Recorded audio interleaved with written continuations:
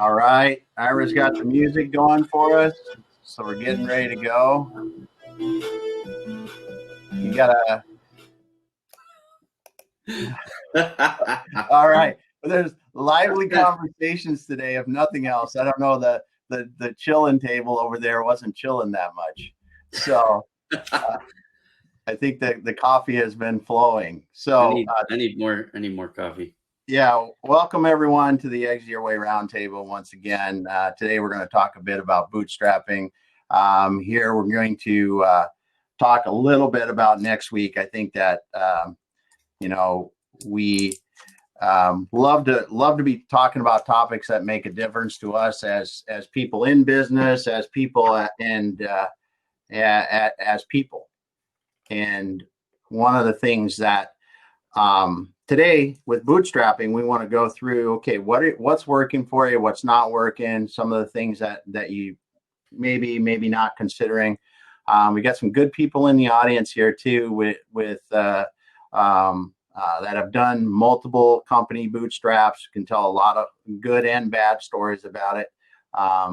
And we're going to get them on stage. And if you've got things to share about things that have worked for you or challenges you're having, certainly share them with the group. And if it's not something that you want to share with the group, feel free to do a private chat with somebody if you think they can help or would like to talk to them about it, because we're here to help each other. That's really why we started this, is to help people, and we want to continue doing that.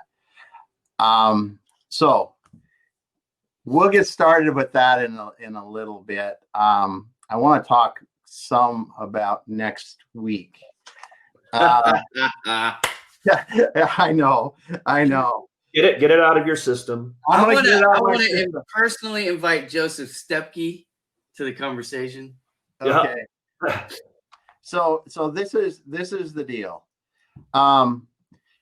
This has been going on for a long time, and I know there's people that are going to agree and disagree, but one of the things that was very apparent from the debate, of which I watched very little of the other night until after, is that, and you see this with Black Lives Matter, you see this with the LBGT, you see this with white supremacists, you see this with everyone. It seems like we have forgotten a couple things. How to talk with people that have different viewpoints without thinking that they're stupid, bad person, whatever you want to call it. Evil. Yeah, that's a word for it.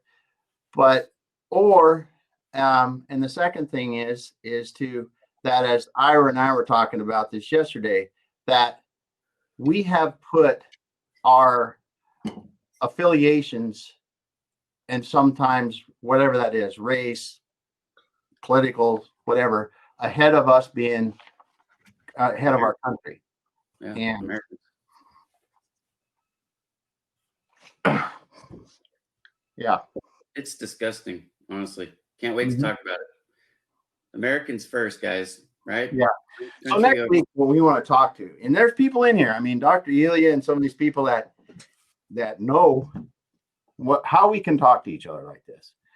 What can we do? What can we do as people? Because I believe all the people in here really like people first and feel this way. But I personally feel that we're being controlled by the extremities. And I think there's a large portion of us in the middle that need to set a good example, for lack of a better term. And that's really what I want to talk about next week. And I would love for you to share. Go ahead, Ira. Just love for you to share your thoughts in the comments so that we can get prepared for next week. Because that's what it's the ability to have a civil discourse. I mean, it's one thing. We actually were talking about this at the table this morning.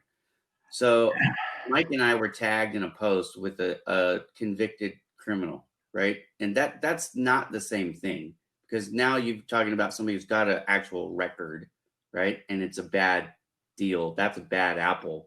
I don't want to be associated with that person. I'm not going to talk with that person. You know what I mean? I don't respect a career felon. That's not what I'm about. But when you're talking about politics, you're really talking about management styles, management theories, right? So it's policy differences. And we, for some reason, because, well, I can tell you what it is. If we really want to get into it, we can get into this next week. But we have allowed these branches or these things that we affiliate with to be the main thing. When, like, if you remember back, and we were talking about this yesterday, Damon, 9/11 happened, and it wasn't Black America or white America. It wasn't liberal America or conservative America. It wasn't rich or poor, gay or straight. It wasn't any of that. You know what it was? It was America. It was beautiful, and I loved it. And what ruined it? You want to know what ruined it? There was a midterm election, right? That's what ruined it, because we allow the media to charge us up. We allow this two-party system to charge us up. We allow special interest groups to charge us up, because that's what they get paid to do. And as a consumer, we have to be smarter. And as Americans, we have to just make sure that our priority levels are set right. So you have a priority, should be, in my estimation, country first, family second, party maybe third, right? But too many people have allowed that special interest to be the top thing. Like if you're whatever you are, and if you identify as something over an American first, there's probably a problem, and you probably should. Dr. Ilya, you raise your hand. I'm good. Just a very quick note.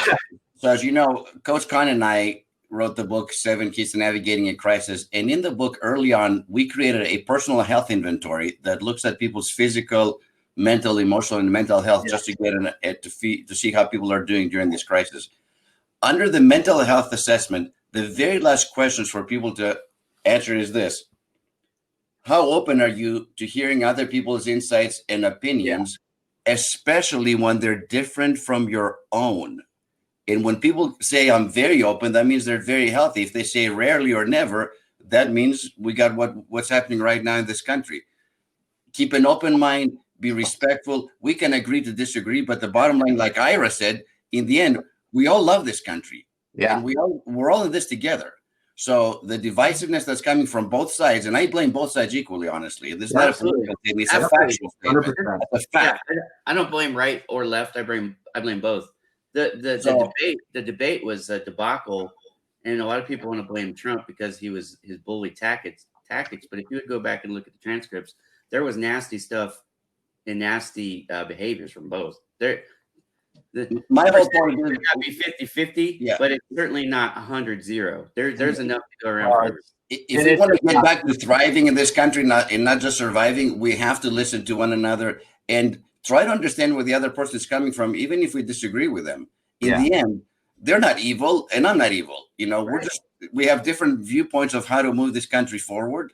You know, I ran for 3 elections in my town. I was a mayor pro tem for 10 years in the city council. So I've been in politics on the local level, obviously, and I understand that to bring people together who have different points of views is not easy. Trust me. No. The first time I was on the board, I used to lose 6-1 in the votes. I was like the lone voice in the wilderness. The second election was 3-4, 4-3, back and forth. We went. It was like, and finally by the third election, I brought people on my side, and we pretty much voted on the things that I personally had felt like were the right for my community. It didn't happen overnight, but I collaborate with people that I disagree with, even vehemently, because it's to be respectful. Even though I disagree with their opinions and their vision of what this town and this community could be like, you still have to extend that. Anyway, I'm talking about for 10 years this happened. It wasn't easy, believe me. Well, I want to talk about motives too, because not everybody is always motivated to do or accomplish the same thing, right? So, for example, when one political party is in charge, I've noticed sometimes it appears anyways that the other side is trying to sabotage what happens so that they can blame them for being inept and win the next election, right? So that's another thing that people have to be smart enough to identify. It's like, why is the economy stalling out when you've got a party is running 2 parts of the branch of government? Why isn't more stuff getting done? And the answer to that is typically sabotage. Well, I think it's definitely something to talk about next week, and I want to have a a healthy debate on, not a debate, not even a debate. I want to have a discussion on how we can rise above and how we can be shining examples to everyone around us. That's really all I want to care about. I don't give a shit what your, and we shouldn't, what your affiliation is or anything like that, other than how can we be good examples of around us, around our kids, around our friends, around our parents, for God's sake. You know, it's just, that's all I want to do. So today we're going to talk about something that's much less heavy than this. It is much less heavy than this. That's for sure. So, I don't know. Bootstrapping a company can be pretty heavy.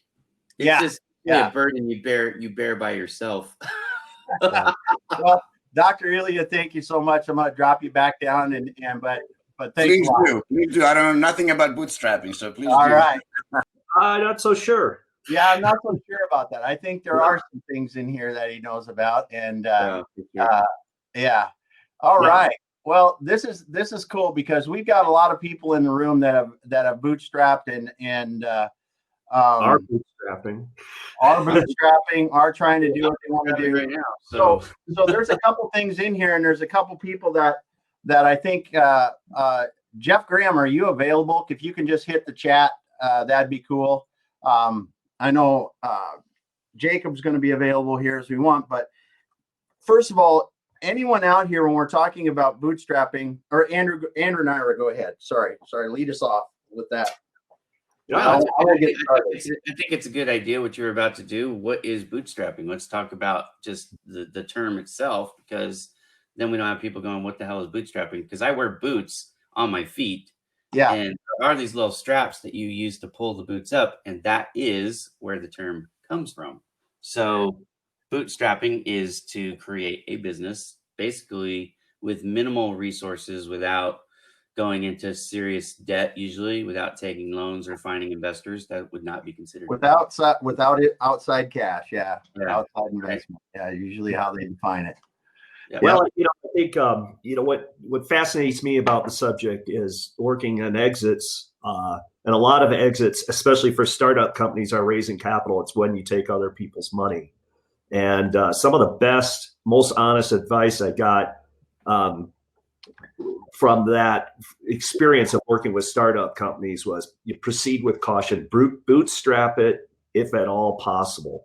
When you take on partners, it's how that, when you take on partners or when you take other people's money, what are the consequences of that? And I think that, and a lot of these companies are with the sole purpose of getting either out of angel fund and into venture capital. When you take venture capital money, though, a lot of the times they take your idea and then they take, your job. So, and that it's a bad story. So, and I thought it was great because I saw some really, really good young companies coming up, using some angel money, some friends and family, doing whatever they could, hook or crook, and bootstrap and that. And the advice, the most honest advice I got was from a VC who said, "Don't take our money if you at all possibly cannot do it."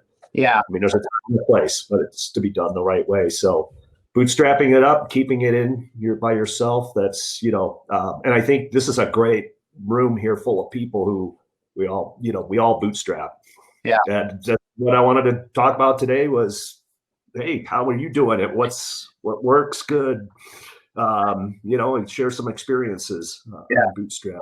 Yeah, and let me encourage people in the chat, right? If you have a bootstrap issue, it doesn't even have to be a story, right? Like, I'm having trouble finding an accountant, or I'm having trouble building my social media audience, or whatever. You know what I mean? Like, this is the time, because we can formulate the conversation around to address those things. Because one thing I will lead with at Bowman Digital Media, which is 100% bootstrapped, right? The very first thing that I had to realize was I was not going to be able to do it all myself. I was going to need some help. So there's this expression, jack of all trades, master of none, right? When you're bootstrapping, the temptation can be, and I think I've seen this in more SMB bootstrap owners than the non-bootstrap businesses. They want to do everything themselves. I've got a guy that I'm connected to. He needs a website. His business is doing pretty well, but the website would take him to a whole nother level. And he's been trying to build his own website for 3 months. I'm like, dude, I could have your website functional, completely launched in 4 days. Beautiful website, 4 days. And he still hasn't taken me up on it. I'm like, okay, but you've been struggling with this for 3 months and it is literally costing you sales. You know what I mean? So there definitely is. And it starts all the way from, if there's anyone out there that has any questions with setting up a business, the first thing you do, like getting registered and all that. Andrew's done that now for several times. All right. Got Jeff Graham here. He's done it a bunch too. Hey. Sorry, it's crazy. Sorry. Yeah. Hey, Jeff. What's up, boys and ladies? How's everybody doing? Good. It's a little cold today, so I had to have the beanie on, keep my bald head warm. There you go. I gotta get me one of those. Yeah, you do for sure. It's 100 degrees here today again. Well, sucks to be you. I don't have to shovel my driveway ever. It's awesome.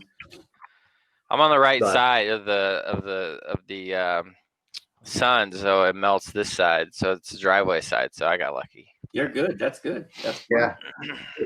We wanted to get Jeff up here to talk about it too, because I think we've seen him and he's bootstrapped several companies, and he has a unique approach to bootstrapping, which is on the scaling side, if I'm not incorrect about that too. So get sales. I didn't see any questions out there about setting up the company. So like I said, there's one from Jennifer Wegman on CRM, which is contact record management. And that's kind of a tough one, Jennifer, because the biggest one now is Salesforce, but it's not. You'll never use that as an early stage. Oh, she was asking Brad what he needed in there, and it was a conversation they were having. So, but that's so I didn't see any questions in that. I want to move down the list, and the next thing I think that snafus a lot of people is really, what is your product? I mean, you go, I'm going to go in business because I'm a great accountant, or I'm a great lawyer. What is your product? It's in some of them, it's pretty self-explanatory. But if you're going to be a consultant, or you're going to do digital, or you're going to do this, you really have to know what your product is and define it. And Jeff, can you explain a little bit about that? Yeah, I think what people misinterpret a lot is that their go-to-market strategy, they have a product, so they automatically just start, I'd say start building a business around it. And a lot of times they don't, no big corporation, no matter what they're implementing, is going to implement a program without a pilot, right? So if big companies don't do it, then what makes you think you can do it, right? So the reality is once you have a MVP, which is, in I guess startup or early stage or bootstrapping terms, is minimal viable product, you need to test it, you need to sell it, even if it's not complete, and you need to gain traction. So you got to have people that are interested in it, are willing to pay for it if they are, or willing to even consume your free version or whatever it is, and use that period of time to really develop the product or hone it in, because you're going to get the answers from your customers on whether it's good or bad, right? Or whether it's going to be a hit or a miss. Yeah. But the bootstrapping part is the hardest part as an entrepreneur. It's so hard because you're all alone. You're a lot of times you're in a silo. You don't have, people to talk to. In addition to that, funding, money, just straight up, from a money point perspective, you need to start learning how to do things you never had to teach yourself before. I've had to learn how to code, and I can't code for, to save my life, but I've had to learn how to write CSS sometimes. I've had to learn how to use Photoshop, use YouTube, use tutorials, whatever, right? But at the end of the day, don't put the cart before the horse, and make sure that you have an opportunity and a product in the first place before you bootstrap. Otherwise, you're just going to dump a bunch of money, time, and energy, and you're going to fall on your face, and then you're going to feel like a failure. And just understand that, like, I don't know, I probably had hundreds of ideas in my career, and maybe like 2 went well. Like, you know what I mean? Like I sold a software company that went well. But again, how many brain ideas I had that didn't do well, and bootstrapping them makes it even harder, especially when you're doing it by yourself. So a lot of times in VC groups or venture capitalist groups or startup tech or all these kind of, things, they always say find a partner and find people to work with that are symbiotic and want the same goals as you. And that also is a way I think bootstrapping can be done more effectively. So, and you mentioned one thing in there, Jeff. Oh, go ahead, guys. Sorry. I was gonna say I actually disagree with some of that. I'm going to tell you that for me, if you're not being asked by your friends and families to do these things before you ever start bootstrapping, you probably are out of step anyways, right? I do love what you said, Jeffrey, about having hundreds of ideas and 2 of them have actually come to fruition, because I think that's a good ratio. Like most of the ideas we have are maybe good ideas, but not good ideas for us. So you do have to be really careful about what you would step into. Yeah. But I think the idea where we disagree is, you said you had to learn how to code and you had to learn how to use Photoshop. And that's where I think actually people are making their mistake with bootstrapping. They're getting out of their lane. I think you need to stay in your lane. And I don't agree that you need to bring on partners either from the stance of business partners, right? I think what we need to do is to source vendors, right? And so I'm going to hire somebody to, Fiverr. You're on the money though. Yeah. So you're going to hire who with no money? Yeah. So you're gonna hire resources. You're gonna learn Photoshop. You don't have any money, bro. We're bootstrapping here. How are you gonna pay your mortgage bill if you have no money? Yeah.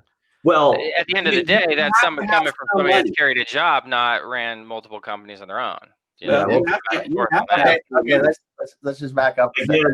Again, there's a financial aspect of it too. So you're right. How are you going to pay for that, and how are you going to do it? You're in business, So that's budget, those kind of things, and often, a good entrepreneur who starts a business, whether it's a service or anything else, they don't typically have understanding a ground floor cash flow kind of model. They don't understand the financial. They're good at other things, or they're good at what got them into business, or that whatever product they invented, and those kind of things. Yeah, so that is a challenge. How do you bootstrap that? You do have resources. Let's just make that assumption, or you're really not in business if you don't have some cash coming in. You should. Hang on a second. You shouldn't bootstrap if you have no resources. So if you're saying that, Jeffrey, I have $0 in the bank, what the hell are you doing starting a business? I agree with that. I think my emphasis on learning those things was just because at that time I had to. Well, let me disagree with you, and I'm just going to tell you why. There's time. There's only so much time in a day, right? Yeah. I'm a master at making videos and not accounting, which is more accurate for me, right? So I'm good at the digital creation stuff, but not the books. I could take the time to learn the books, but then that's drawing away the time that I would use to do my business, where I could source somebody to do the accounting and get more jobs and be more focused on doing what I'm and earning while somebody else is. And that's time. That's definitely an hour to do something would take me a month to figure out. And that's the opportunity cost. And that's really what I'm trying to get at. As we get to find at what stage of bootstrap we're talking. Yeah, because Con makes a good point in here. In the beginning, when you're sitting there in the room and say you've got money in the bank and you're starting your business, you have more time than you have client demand, right? So getting this initial idea going sometimes is really you're sitting there, and some of it you will learn because you need to, some of it because you want to, and some of it because you just don't know what else you're going to do.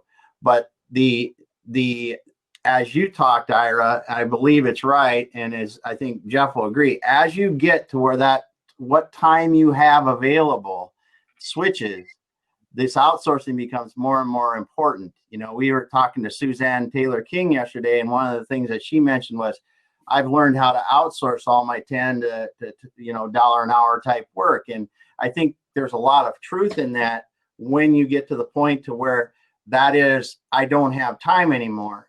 And it really, this time management, it comes back into time management, because in the end, day one, what are you going to work on and what do you really need to do? You know, and you got time to get it done in the first day. Well, also scalability, right? Yeah. So if I'm going to scale my business up quickly, then I need to be focused on the things that actually make sense for my business. Exactly. Right? I didn't get in business to run my business. You know what I mean? I got in business to do something. I want to do that. Yeah. And Jennifer brings up a point about you can start a business with a low budget and determination. Absolutely. But in order you start in the business, you need to capitalize it. Yeah. Right. And so you can't go into business with $0, and it can be a little money or a lot of money. That really depends. But if you don't think about that, look ahead, when the cash flow is going to start, most of the business I see that fail or are in trouble were just undercapitalized. They didn't realize how much cash they needed up front to start up to get going. And part of bootstrapping, Andrew put in the point that it by definition means you have little money. Again, I'm going to disagree with that, because you don't have to bootstrap the minute you have the idea, as long as the idea stays viable, right? I'm going to tell you guys a fact, just a simple fact. I build more at Bowman Digital Media the first month than I paid at my job full time the month after I left. You know what I'm saying? So I left the job the next month. I billed more. I made more money. Right? Why? Because I didn't just start the minute I had the idea. Yeah. I worked for years and saved money. I built my network up. I launched when I had the money and the resources, not just money, but also the network, so that I had orders the first day. And I think that so part of this launching strategy is maybe something we need to talk about, because you don't just get an idea and go, I'm going to put everything I own in jeopardy and hope this thing freaking works. Like, I knew it was going to work before I started. And part of it was because for years I had people begging me to launch on my own. And so I had built this Rolodex, if you will. Yeah. And I was ready to launch. When I launched, I had resources in reserve that I had saved for years. Yeah. And I'm still using, by the way. So that's where my capital came from savings. It came from years of stuffing away money so that when I started, I could hire an accountant. Yeah. And some people get to do that. And honestly, some people don't have a choice. They find themselves in a situation where, you know, right now you look at it and unfortunately, the two guys that are at the top of the screen on my screen here, if we went out and tried to find a job, we'd be faced with ageism and a lot of other things that would prevent us in the job.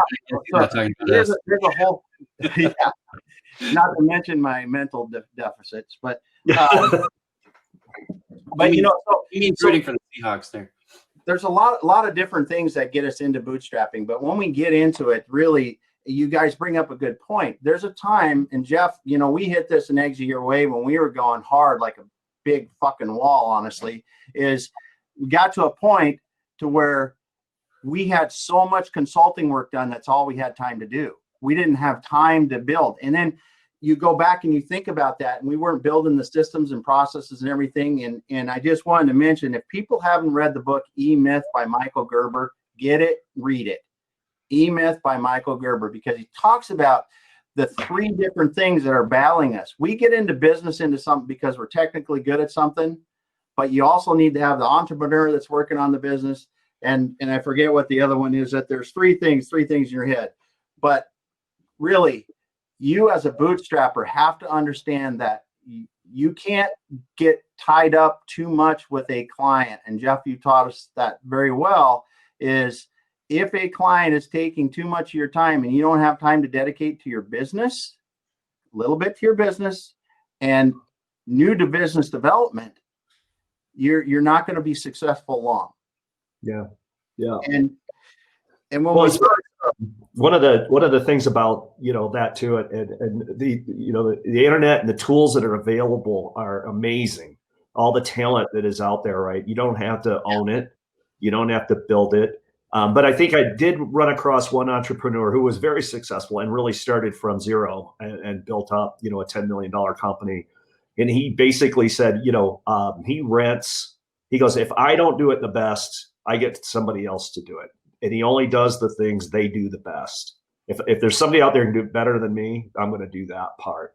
Yeah. And they don't, if you're at a point where you've got a lot of moving parts and you need a strategic level CFO, who can afford that? That's a $250,000 a year position at a big company for those people. But, with the new fractional offshore availability and that kind of stuff, you can get that stuff and probably you only needed a few hours a week. Yeah. And things. So that's just cool about what's available there. It's something we're learning. It is amazing. And if you haven't, it's easier to bootstrap now than it ever has been. Oh yeah. Yeah, because if you haven't gotten on Fiverr, so if you guys had to deal with bootstrapping 10 years ago, it's a different ballgame. Yeah. Now at least you can get websites, you can get resources, you have Fiverr, you have WeWork, you have Upwork, you have so many resources available where you can, like Ira said, have fractional help. Well, that isn't you don't have to learn and tool yourself up. So at least it's a good time. What is one of the things about everybody in this room? So everybody in this room, when we started our relationship, was a great resource potentially for us or our clients. Yeah. That's one of the things is, I not just about, Ira talks a lot when we're working with our partners here and stuff like that and friends, how can we help you? But we also want to know, this is a great thing. We've got an awesome toolbox to build great companies right here, right? Just here today. Yeah. We could do everything we need to do right here in this room. Yeah. There's no doubt about it. That's what's cool. And Mike, don't bring up franchising. Andrew's gonna shit all over that. He's gonna say if you buy a franchise, you can't run a business. So no, literally, they won't let you. Don't literally go there because Andrew's just gonna tear you apart, brother. Yeah. Well, this is a good point, and it really, when you start up, and Ira, you brought this before. Less is at McDonald's. But McDonald's $3 million. It's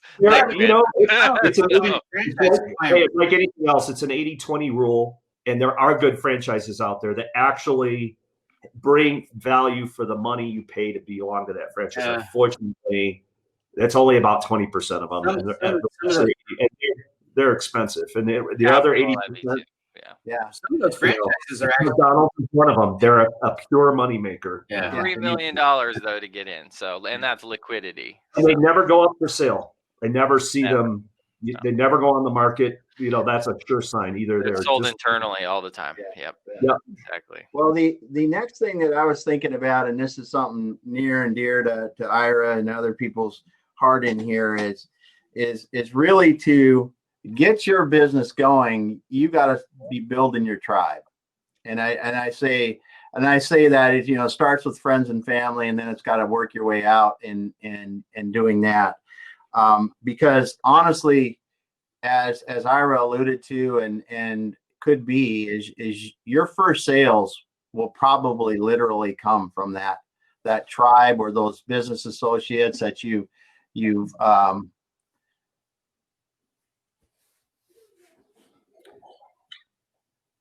these could be good roundtable. And Jennifer just had a minute. Sorry, I decided just checking Jennifer's thing.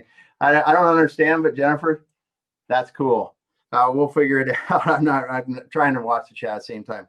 But building your tribe is really where your business is going to come from. I'll give you an example. What happened to Andrew and I a couple of years ago is when we started out, I did an email out to everybody and said, "Hey, this is what I'm doing." And we got 2 businesses out of that we sold out of that email. I hadn't talked to some of these people for 10 years other than just to let them know. It wasn't I was selling anybody anything. I just said, "Hey, what I've decided to do is this. I just want to let you know. Like to talk to you." And I got 2 people, and we sold 2 companies because of it. There are people, as Ira was saying, in your group that you've built over time that probably have things for you to do. So don't neglect that in the beginning was my first thing. Well, the other thing about it, and Jeffrey brought this up in his statement earlier, which I think is brilliant, right? You're doing your research before your marketing research, before you ever launch. Because if you're not, you have literally a vessel with no pilot, and that's insane. So if you don't have a tribe, if you don't have, an inner circle or whatever that you can, bounce these ideas off and get honest feedback. This is not the time or place to have yes folks, right? They're just gonna appease you. You need people who challenge you. Oh, for sure. That's why I actually like these kinds of conversations. Some of you, this type of conversation, you hear the disagreement and you get uncomfortable. For me, it's how we get better. This is iron sharpening iron. Like Jeffrey and I like each other. Trust me, in case any of you guys for sure. We get along. So absolutely. But this is how, like, you run an idea that you think you've thought all the way through, and you run it against somebody else with different experience and life lessons and intelligence. And they say, hey, what about that? And they add another factor to the equation that you never considered that could have totally bombed your business, that just saved a bunch of time and pain and maybe kept you from failing because you built your tribe and you had the humility to ask their opinion, and then you got to listen.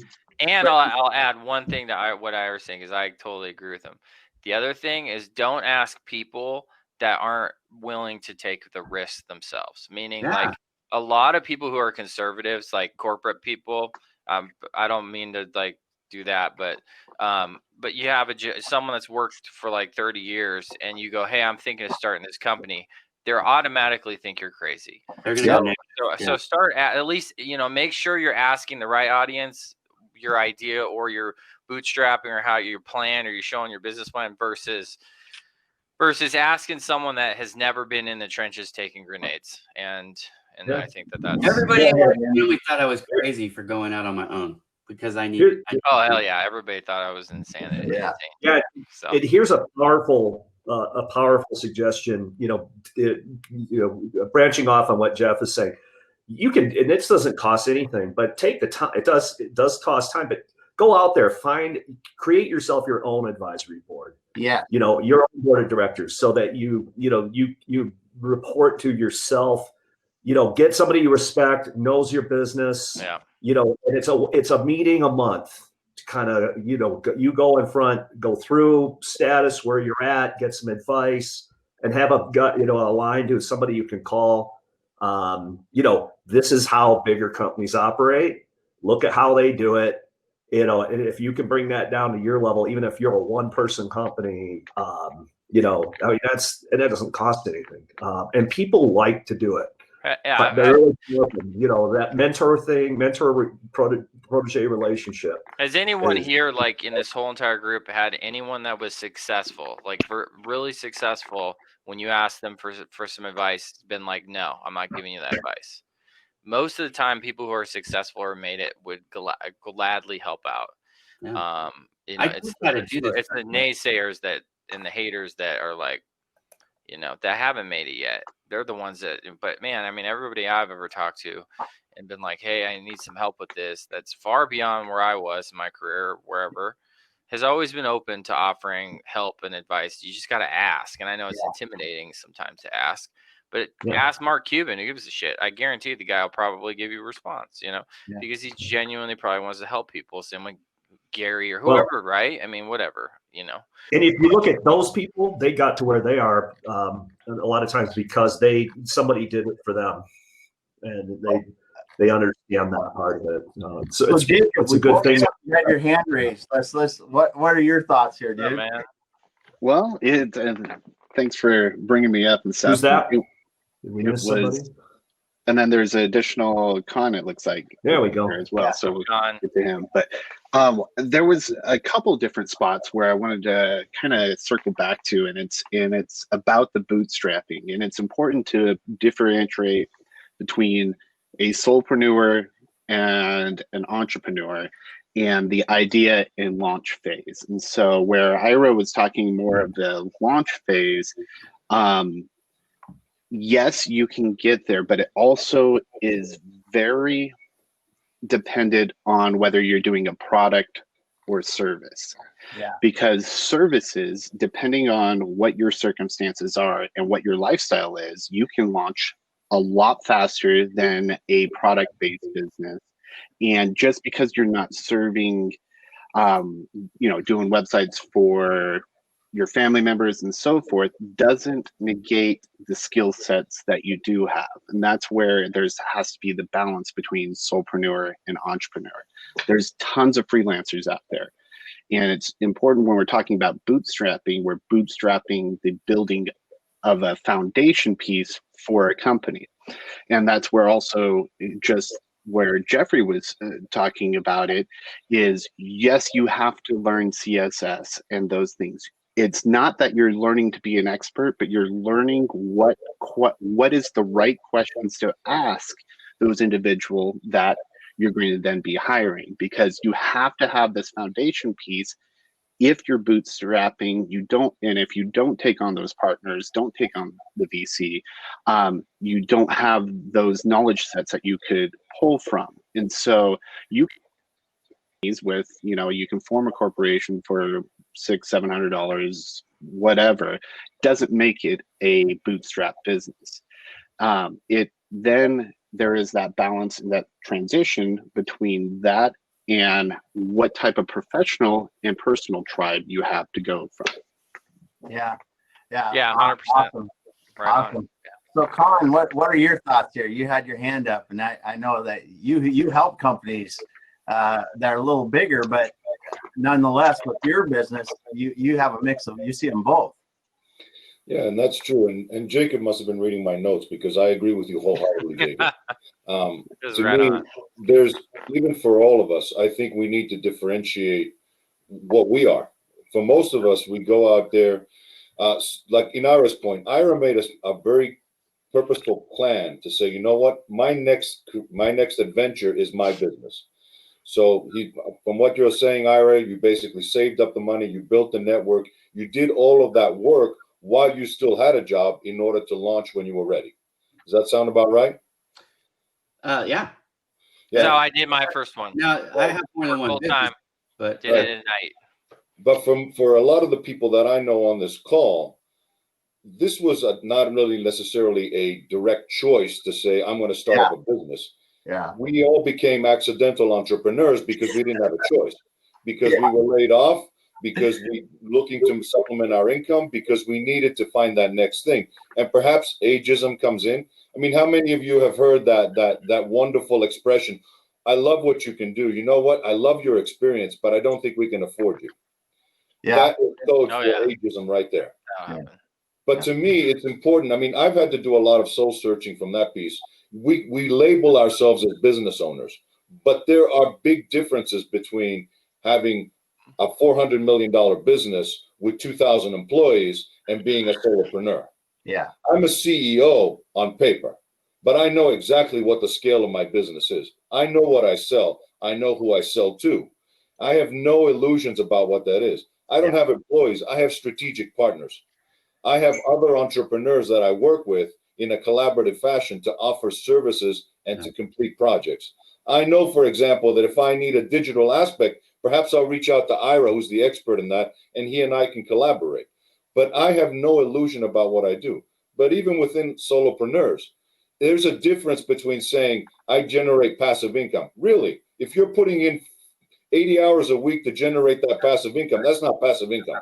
Yeah. Passive is very little work, if any. Yeah. You are a practitioner. The minute that you your time, when you swap time for money, you're a practitioner. Yeah. Well, when I say capitalizing a business too, what Ira was doing was capitalizing. It's not just cash. Right. I mean, it was, you had to build up a reserve, whether that's in future business or immediate customers or a launch client, that gets you going out the door. Well, and the other part, you're building it. That's a plan. That capital too, Andrew, is also in reputation. Let's not forget that for those of you who have thought about that part. Like I have established referrals, credible referrals from some of the largest companies in the world at my work before I launched out. And again, to Khan's point, when you have the option and you can do this strategically, then be smart and do it strategically. Now, so Jacob, you had something else you were going to say. Yeah, and it does boil down to the opportunity that presents itself too. So in my entrepreneur career, so to speak, I've had it where I've overcommitted to clients and not. The idea with being successful is the ability to adapt and try, fail, and learn. Because you can have the best plan in the world and COVID-19 happens. Yet, just like in this time, there's a lot of businesses going out of business. There's also just as many that are highly successful during this time. So it's important, and I think, Ira, this is a good point that you were making, is it's great to have a framework, but don't lock yourself in to try to just be like a larger company. The benefit and the opportunity that us as smaller businesses have is our ability to adapt to very dynamic and evolving situations and not be tied down to that framework, but not getting too far away. There is a balance that's really, really crucial in order to succeed in that. Well, see, this is where I think that being a single business owner, if you want to call it a solopreneur, you can, I have something to say. is an advantage over taking on any partners, because your fluidity, your ability to adapt is much easier when you don't have to convince anybody else that what you want to do is the smart strategy. Right. As soon as you get a board, venture capital involved, then you have other people who have to sign off on the move. So, and there are one thing I'll is taking capital.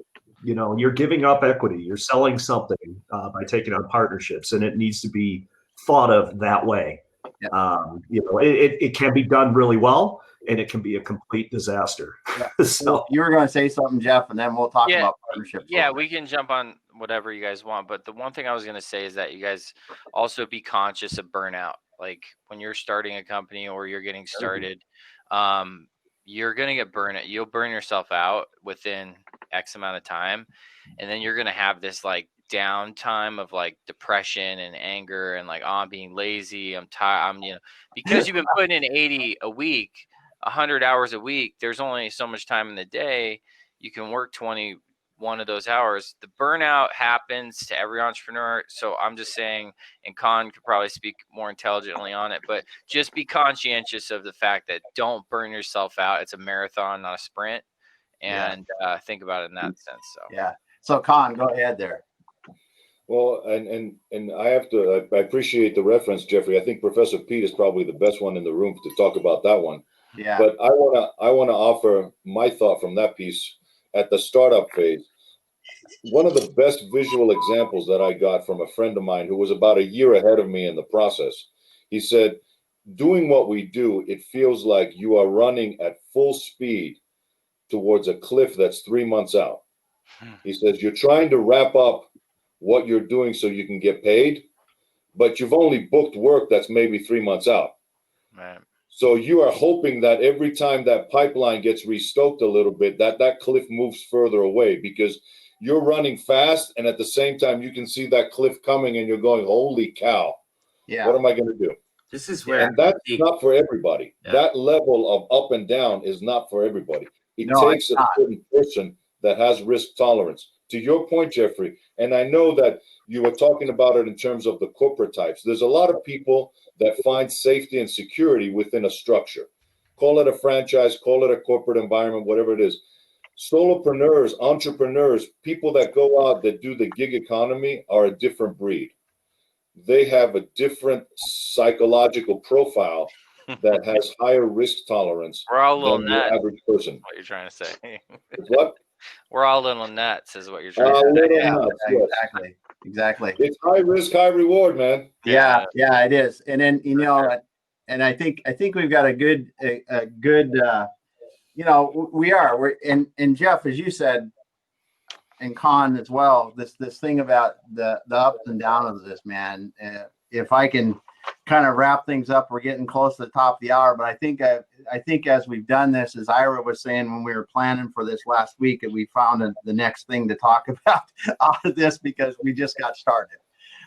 You know, everybody's going to have ups and downs in this. And one of the things that I did want to convey is this group of people and your tribe around you are there. They will, as Jeff said, they'll reach out to help you.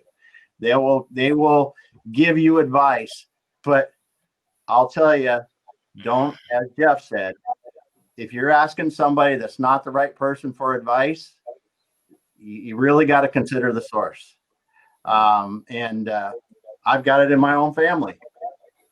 My wife worked for big companies her whole life. She thinks I'm absolutely batshit crazy. I am, but it's not a reference. Yeah, everybody that's worked for me knows I'm batshit crazy. But just get prepared, because as Con says, there's ups and downs in this. There are. And Jeff, you know, and Jacob, you know, there's ups and downs and stuff. I want to interject one thing. It's a simple statement. If you don't plan to win, you will fail. Right? Yes. And people can say what they want. Just because I had the foresight and the ability to plan ahead, that's just the moment that you launch. So whether you jumped into this thing because you were laid off and you didn't feel like, and I'm going to say you didn't feel like you had any other options, because we always have choices, right? Like very rarely where you only have one thing you can do. But wherever you started from, however you started, doesn't mean you have to stay there. So because you didn't have a good starting strategy and you just kind of were like thrown into it, doesn't mean you have to live there. Make a plan for how you're going to spend your time, how you're going to spend your money, how you're going to, you know, think about sales coming in, customer service going out, referral time. I mean, there's all of it. The books, running the actual business itself, because if you don't pay your taxes, they will shut you down, right? I mean, so you have to have a plan for all of it. And you should dedicate some time to everything, including personal care, so you don't burn out. I mean, all of it. You need a successful, well thought out 24, you know, get your routine set, what you're going to do, and you know, it's really good. And I think, you know, one of the things that I think that we can talk about in a future session is a couple things. I was using Jeff's term here, fishing at different levels, because I think that's you know, and allocating time first of all, and then fishing at different levels are a couple things. You know, when you talk about the different ways that you have to generate sales and doing those things. And I think that just wrapping up today, I was hoping that this would start some conversation. Thanks for getting on the stage, guys. And if other people wanted to add more, have more questions, got more suggestions for our next one about this, just put them in the chat and we'll do that. I see some great questions. We'll go back and review that, but this is awesome. And one of the things, you're not alone. Feels like you're alone. You're not. Reach out to people and just talk, whatever you got to do. There are people that will help, as Jeff said, and willing to give you advice. But Andrew, take us out of here. Yep. We're at 8:55, man. We hit this hard, fast. Yeah, closing up the meeting, Exit Your Way, sponsored by Exit Your Way. Shameless. Anyways, great guys. Thanks a lot. Ira, you know, just starting his business just recently. Yeah. One of the most prepared people I've ever seen to do that. Yeah, you're really prepared, dude. I mean, that's like, it's a rare. Awesome. Jacob's been through 3 or 4 iterations of his business, listens to the customer, gets to work. Jeff, man, oh man, you know, out there scaling up companies, and Con, keeping their minds straight, right? Yeah, I mean, I just, you know, we had a lot of meetings just recently too with people about fitness, right? This is a marathon, so you know, take care of your body too, because it's gonna help you succeed and get through this. Cool. Thanks, everybody. Next week we're going to talk about being Americans. Come on. Well, we'll get the right title to it. We'll get the right title to it, but we'll get something around it. But we're going to get into it. We're going to go there. We're going to talk about the debate and the division, and So, anyways, looking forward to it. Yeah, should be a lively one. Yeah. Well, thanks a lot, everyone. Have a great rest of your week. Reach out to somebody.